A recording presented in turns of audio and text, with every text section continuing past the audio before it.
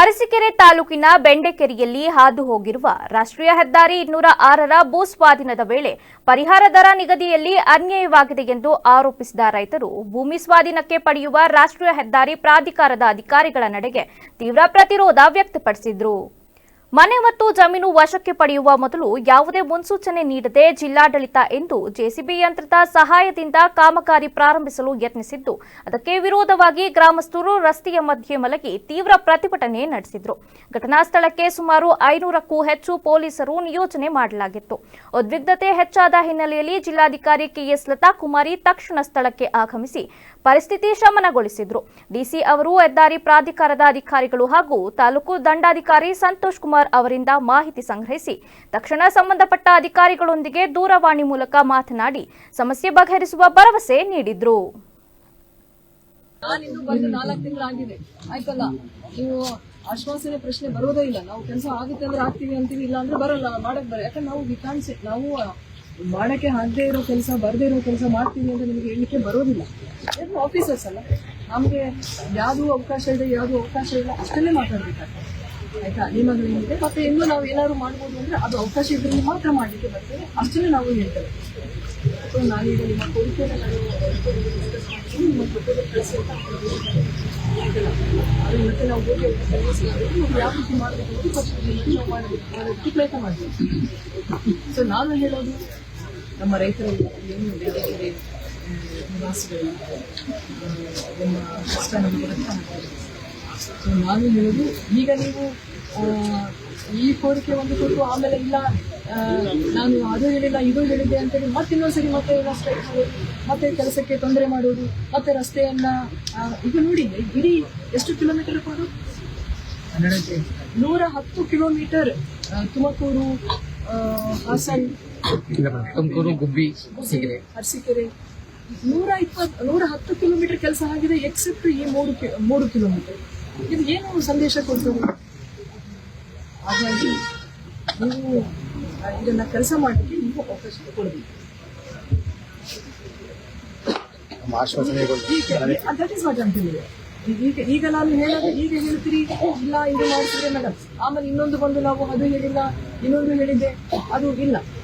ಯಾಕಂದ್ರೆ ನಮಗೆ ಏನಾಗಬೇಕು, ನಮ್ಗೆ ಕೆಲಸ ನೀವು ಎಷ್ಟು ಬದಲಾಗಿದ್ರೆ ನಾವು ಅಷ್ಟೇ ಬದಲಾಗಿದ್ದೀವಿ. ಕೆಲಸ ಮಾಡಲಿಕ್ಕೆ ಅವಕಾಶವನ್ನು ಕೊಡಬೇಕು. ಕೆಲಸವನ್ನ ಅವಕಾಶ ಮಾಡಿಕೊಡಿ. ಕೆಲಸ ಪ್ರಗತಿ ನೋಡಿ, ಈ ಸ್ಟ್ರೆಚ್ ಬಿಟ್ಟು ಎಲ್ಲ ಕಂಪ್ಲೀಟ್ ಆಗಿದೆ. ಈಗ ನಾಳೆ ನಾವು ರಸ್ತೆಯನ್ನು ಹ್ಯಾಂಡ್ ಓವರ್ ಮಾಡಬೇಕು ಅಂದ್ರೆ ಕೆಲಸನೇ ಆಗಿಲ್ಲ ಅಂದ್ರೆ ಹೇಗೆ ಹ್ಯಾಂಡ್ ಓವರ್ ಆಗ್ತದೆ? ಆಮೇಲೆ ನಮ್ಮ ಊರಿಗೆ ಕೆಟ್ಟ ಹೆಸರು, ಬೆಂಡೆಕೆರೆ ಜನಗಳೆಲ್ಲ ರೋಡ್ ರಸ್ತೆ ಮಾಡ್ಲಿಕ್ಕೆ ಬಿಡ್ತಾ ಇಲ್ಲ. ನಾನು ನಿಮ್ಮ ಆಶ್ವಾಸನೆ ಕೊಟ್ಟ ನಾವು ರೋಡ್ ಮಾಡಕ್ ಬಿಟ್ಟು ಮೇಡಮ್, ಇದೇ ತರ ಆಶ್ವಾಸನೆ ಇಲ್ಲಿ ಕೇಳಿದ್ವಿ. ನಾನು ಎಲ್ಲಿ ಹೋಗ್ತಾ ಇಲ್ಲ, ನಾನು ಜಿಲ್ಲಾಧಿಕಾರಿ, ನಾನು ಎಲ್ಲಿ ಹೋಗ್ಲಿಕ್ಕೆ ಬರೋದಿಲ್ಲ. ನಿಮ್ಮ ಎದುರುಗಡೆ ಇರಬೇಕು, ನಿಮ್ಮ ಜೊತೆಯಲ್ಲಿ ಇರಬೇಕು, ಇಲ್ಲ ನಿಮ್ಮ ಜೊತೆಯಲ್ಲೇ ಕೆಲಸ ಮಾಡಬೇಕು. ಬೆಳಗ್ಗೆ ಇದ್ರೆ ನಾವು ನಿಮ್ಮ ಜೊತೆಯಲ್ಲಿ ಕೆಲಸ ಮಾಡೋದು. ನಾವು ಸುಮ್ಮನೆ ಆಗದೆ ಇರೋದನ್ನ ಆಗುತ್ತೆ ಅಂತ ಹೇಳಿ ನಾವು ಏನೋ ಒಂದು ನಿಮಗೆ ಇಲ್ಲ ನಿಮಗೆ ಹಾಗೆ ಮಾಡ್ತೀವಿ ಅಂತ ಹೇಳಿ ಮಾಡಲಿಕ್ಕೆ ಬರೋದಿಲ್ಲ. ನಾವು ಏನಾದ್ರು ಒಂದು ಹೇಳ್ತೀವಿ ಅಂದ್ರೆ ಆ ಪದ್ಧತಿಯಲ್ಲಿ ಇರ್ತಾ ಇರ್ತೇವೆ. ಅದ್ರ ಜೊತೆಯಲ್ಲಿ ನಾವು ನಿಮಗೆಲ್ಲ ರಿಕ್ವೆಸ್ಟ್ ಮಾಡೋದು, ರಸ್ತೆ ಕೆಲಸ ಮಾಡಲಿಕ್ಕೆ ಅವಕಾಶ ಮಾಡಿ. ಯಾವುದೇ ತಡೆಗಳು ನಮಗೆ ಅರ್ಥ ಆಗ್ತದೆ. ಭೂಮಿಯನ್ನ ಕಳ್ಕೊಂಡು ಆಕ್ಚುಲಿ ಅವರ ತ್ಯಾಗವನ್ನು ಮಾಡಿರ್ತಾರೆ. ಅವರ ಈ ತರ 100 ಜನ, ಇದು ಅಷ್ಟೇ ಇಲ್ಲ, 110 ಕಿಲೋಮೀಟರ್ ಎಷ್ಟು ಜನ, ಸಾವಿರಾರು ಜನ ರೈತರು ಆ ತರ ಬಿಟ್ಕೊಟ್ಟಿದ್ದಕ್ಕೆ ಇವತ್ತು ರಸ್ತೆಗಳಿದೆ. ಸೊ ಹಾಗಾಗಿ ನಾವು ರೈತರಲ್ಲಿ ಕೇಳ್ಕೊಳ್ಳೋದು ಇಷ್ಟ, ದಯವಿಟ್ಟು ಕೆಲಸಕ್ಕೆ ತಡೆ ಹೋಗಬೇಕು. ಇನ್ನು ನಿಮ್ಮ ಏನು ಕೋರಿಕೆಗೆ ನನಗೆ ಅದು ಅಡ್ರೆಸ್ ಮಾಡಬೇಕು, ಮತ್ತೆ ಅಲ್ಲಿ ಬೆನಿಫಿಷರೀಸ್ ಲಿಸ್ಟ್ ಬೇಕು.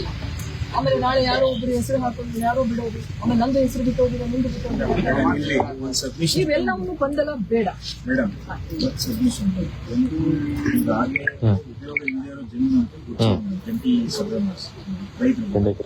ಅವತ್ತು ನಾವು ಕೆಲಸ ಮಾಡಕ್ಕೆ ಅವಕಾಶ ಮಾಡಿಕೊಟ್ಟಿದ್ವಿ. ಮನೆಲ್ಲ ವರ್ಕ್ ಶುರು ಆಯ್ತು. 15-20 ದಿನ ಅವ್ರ ಪರವಾಗಿ ನಾವು ಆಗಲಿಲ್ಲ. ಆಗ ಮತ್ತೆ ರೈತರು ಇದನ್ನ ತಡೆ ಹೋಗಿದ್ದಾರೆ. ಮೊದಲನೇದು ಜಂಟಿ ಸರ್ವೆ ಕೆಲವು ಜಮೀನನ್ನ ಬಳಕೆ ಮಾಡಲಾರ್ದಂತ ಇನ್ನೂ ವಾಪಸ್ ಕೂಡ ಪಾಯಿಂಟ್ ಬಂದಿಲ್ಲ. ಎರಡನೇದು ಏನು ನಾವು ಮೂಲಧನ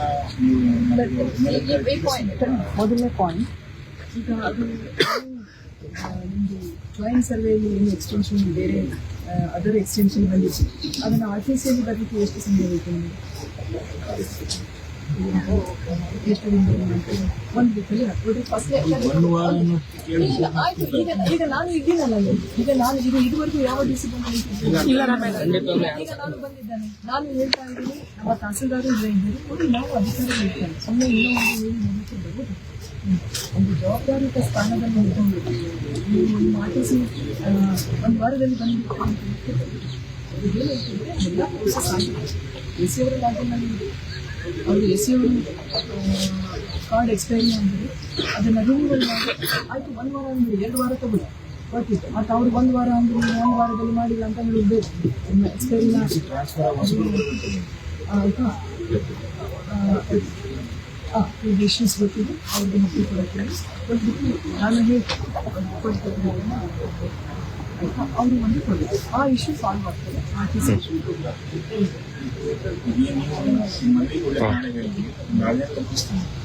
ನಮ್ಮ ಮನವಿ ಅಧಿಕಾರಿ ನಾವು ಕೂಡ ಅಷ್ಟೇ ಜಂಟಿ ಸಭೆಗಳು ಸೆಟ್ಲ್ ಆದ್ಮೇಲೆ ನೀವೇನೀಗ ನಮ್ಮ ರೈತರು ಬಂದು ಗೌರ್ಮೆಂಟ್ ಜಾತಿ ನಾವು ಮಾಡ್ಕೊಳ್ತೀವಿ. ಜಂಟಿ ಸಭೆ ಒಂದು ಸೆಟ್ಲ್ ಆಯ್ತು, ನಮ್ಮ ರೈತರಿಗೂ ಒಂದು ವಿಶ್ವಾಸ ಬರುತ್ತೆ, ಎಲ್ಲಪ್ಪ ಮಾಡ್ತೀವಿ ನಮ್ಮ ಏನಾಗಿದೆ ಮೇಡಮ್, ತಾವು ಬರ್ಮೇಲೆ ಇಷ್ಟೆಲ್ಲ ಮುಂದುವರೆದಿದೆ, ಬಂದಿತ್ತು ನಮ್ಮ ಗೌರವ ಇದೆ. ಇವರು ಇದನ್ನು ಸುಳ್ಳು ಹೇಳ್ತಾನೆ ಬಂದ ಒಂದು ವಿಶ್ವಾಸನೆ ಕಳ್ಕೊಂಡಿದ್ದಾರೆ. ಜಂಟಿ ಸಭೆಗಳು ಮುಗಿದ ನಂತರ ನೀವು ಗೌರ್ಮೆಂಟ್ ಜಾಗದಲ್ಲಿ ಕಾಂಪ್ಲೇಂಟ್ ಮಾಡ್ತೀವಿ ಅದನ್ನು ಮಾಡ್ಕೊಳ್ಳಿಕ್ಕೆ ಯಾರು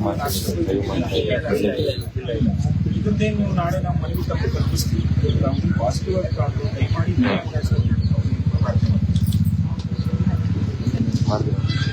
ನಾವು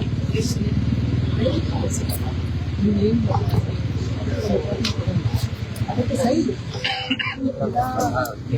ಫಾರ್ಮೇಟ್ ಹೇಳಿದ್ರೆ ಯಾಕಂದ್ರೆ ನಾಳೆ ನಮ್ಮ ಸೈಡ್ ಆಮೇಲೆ ಅದನ್ನು 20 ಜನ ಇನ್ನೊಂದು ಹೇಳೋದು, ಇನ್ನೊಂದು ಹೇಳೋದು, ಅವ್ರು ಇನ್ನೊಂದು ಹೇಳೋದು ಅಂತ ಮಾಡ್ತಾರೆ.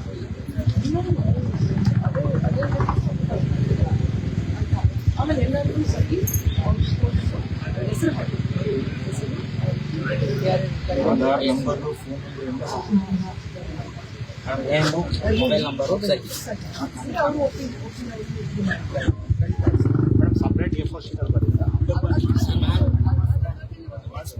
ಆಲ್ರೆಡಿ ಅದನ್ನು ಒಂದು ಟೇಸ್ಟ್ ಇದೆ ರೆಡಿ ಮಾಡಿ ಅದು ನಾನು ಹೇಳೋದು ಇಷ್ಟೇ, ನಾವು ಅದನ್ನ ಅಬ್ಸರ್ವ್ ಮಾಡಲಿಕ್ಕೆ ಸಲ್ಲಿಸ್ತಾರೆ.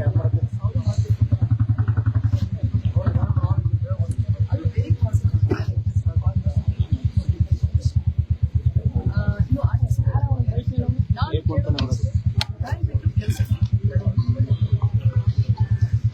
ನಾನು ಇಲ್ಲೇ ಇದ್ದೆ, ನಾನು ಎಲ್ಲಿ ಹೊರಟೋಗೋದಿಲ್ಲ, ನಮ್ಮ ಆಫೀಸ್ ಅಲ್ಲೇ ಇದೆ. ದಿನ ಬೆಳಿಗ್ಗೆ 8 ಗಂಟೆಗೆ ಬನ್ನಿ ಅಂತ ನಾನು ಇಲ್ಲಿ ಬಂದು ನಿಮ್ಮ ಜೊತೆ ದಯಮಾಡಿ ಬರೋದೇನ್ ಬೇಕಿಲ್ಲ, ಬರೋ ನೀವು ಹೋಗ ನಮ್ ಗೋಡ್ ಆಗತ್ತಕ್ಕ ನೀವು ಟ್ರಾನ್ಸ್ಫರ್ ಆಗ್ಬಾರ್ದು. ಇದು ಮೈನ್ ಇಂಪಾರ್ಟೆಂಟ್. ಮೇಡಮ್ ಅವ್ರ ಹತ್ರ ಒಂಚೂರು ಮಾತಾಡ್ತೀನಿ ನಾನು, 2 ಮಾತಾ ಮೇಡಮ್ ದಯಮಾಡಿ ಕೇಳ್ತೀನಿ.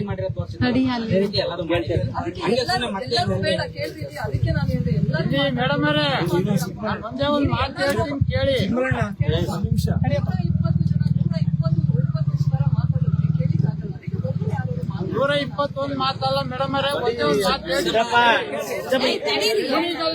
ಕುಣಿಗಲ್ಲಲ್ಲಿ ತುಮಕೂರಿಗೆ ಚಾನಲ್ ಆಗಿದೆ, ಚಾನಲ್ ಆಗಿದೆ,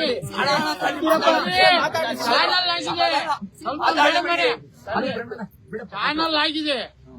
ಅವರು ಕೆಲ್ಸಕ್ಕೆ ಬಿಡಬೇಡಿ ಅಂತ ಹಿಂದಿನ DC ವಜಾಗೊಳಿಸ್ಕೊಟ್ರು. ಅನ್ಯಾಯ ಆಗಿದೆ ನಿಮಗೆ, ಮಾಡಬೇಡಿ ಅಂತ ಕುಣಿಗಲ್ನವ್ರಿಗೆ ವಜಾಗೊಳಿಸಕ್ 3 ಹಳ್ಳಿಯರಿಗೆ ಕೊಟ್ಟಿದ್ರು. ಇವ್ರೇನ್ ಮಾಡಿದ್ರು, NH ಹೈವೇ ಇದ್ದಂಗೆ ಅವ್ರುವೆ ಇವರು ಪೊಲೀಸ್ ಕರ್ಕೊಂಡೋಗಿ ಹಿಂಗೆ ನಮ್ಮಿ ಮಾಡಿದಂಗೆ 3-4 ಸಲವಾಗಿ ಎಲ್ಲ ದೌರ್ಜನ್ಯನೂ ಮಾಡಿದ್ರು. ಆಗ ಇದ್ದಂತ 3 ಜನ DC ತಕ್ಕ ಅವರು ಹೋದ್ರು. ಅವಾಗ ಹಿಂಗೆ ಒಂದು ಅಗ್ರಿಮೆಂಟ್ ಬರ್ಕೊಟ್ರು, ನಿಮಗೆ ಕೆಲ್ಸಕ್ಕೆ ಬಿಡಿ, ನಾವು ದುಡ್ಡು ಹಾಕ್ಬಿಡ್ತೀವಿ,